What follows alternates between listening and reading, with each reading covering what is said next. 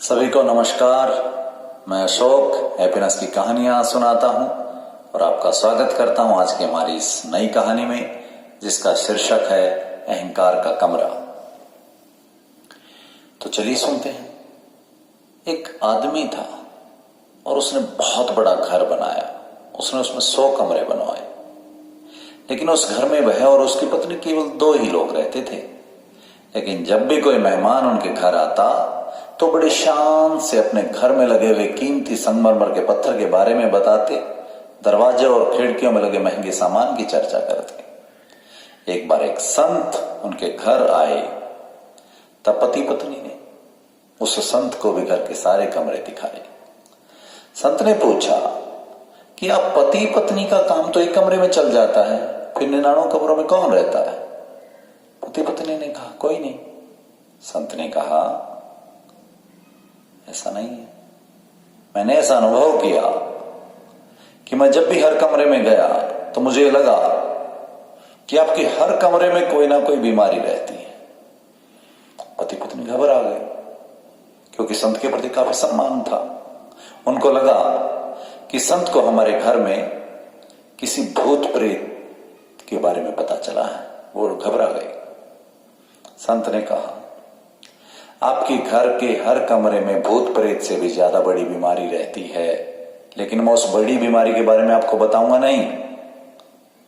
जब मैं 2-4 महीने बाद आऊंगा तब बताऊंगा, लेकिन मैं ये चाहता हूं कि आप उसका इलाज आज से शुरू कर दें।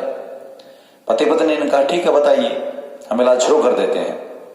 संत ने कहा कि आज के बाद जब भी कोई मेहमान तुम्हारे घर आता है तो उन्हें कमरे दिखाने मत ले जाना, और जो रुकने के लिए आता है उसे भी उसी कमरे में ले जाना जहां उसको रुकने की व्यवस्था हो, और उस कमरे के संगमरमर के पत्थर के बारे में, उसमें लगे महंगे सामान के बारे में चर्चा मत करना। उन्होंने कहा ठीक हम ऐसा ही करते हैं। सन 2-4 महीने बाद वापस लौटे और पूछा कि मैंने जो इलाज बताया था वो इलाज तुम कर रहे हो? पति पत्नी ने कहा हाँ कर रहे हैं। तब संत ने पूछा कि तुम मुझसे उस बीमारी के बारे में नहीं पता करोगे? तब पति पत्नी ने मुस्कुराते हुए कहा कि हमें पता चल गया वो बीमारी क्या है। उन्होंने कहा कि हम एक कमरे में रहते थे, लेकिन बाकी 99 कमरों में हमारे अहंकार की बीमारी रहती थी। क्योंकि जब आपने ये बताया कि किसी भी मेहमान को कमरे दिखाने के लिए मत लेके जाना और उनसे महंगे सामान के बारे में चर्चा मत करना, तब हम समझ गए कि वास्तव में हम एक कमरे में रह रहे थे और लोगों को हम अपने अहंकार की बीमारी बता रहे थे। हम अपने अहंकार की तुष्टि कर रहे थे। अब संत बड़े खुश हुए कि पति पत्नी को बीमारी का पता चल गया। उसके बाद दोनों पति पत्नी अपनी जरूरत का जितना घर लेकर खुशी खुशी रहने लगे। कहानी यहीं खत्म होती है, चर्चा के प्रश्न शुरू होते हैं।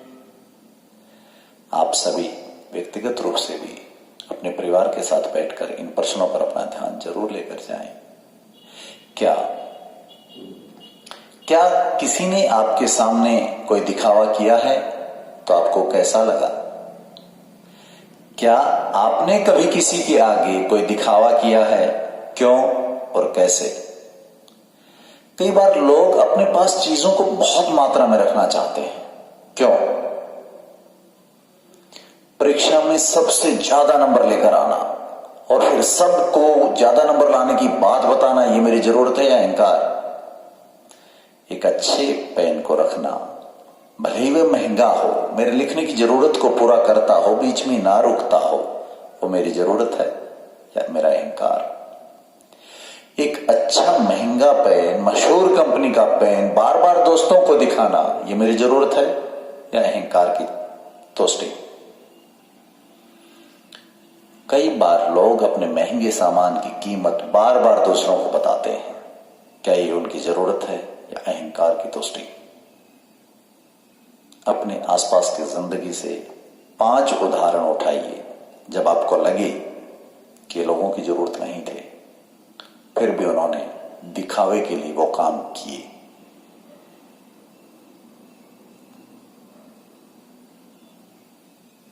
इन प्रश्नों पर अवश्य चर्चा करें। जरूर ध्यान लेकर जाएं। आज के लिए इतना ही। एक नई कहानी के साथ फिर प्रस्तुत होंगे। तब तक हंसते रहिए, मुस्कुराते रहिए।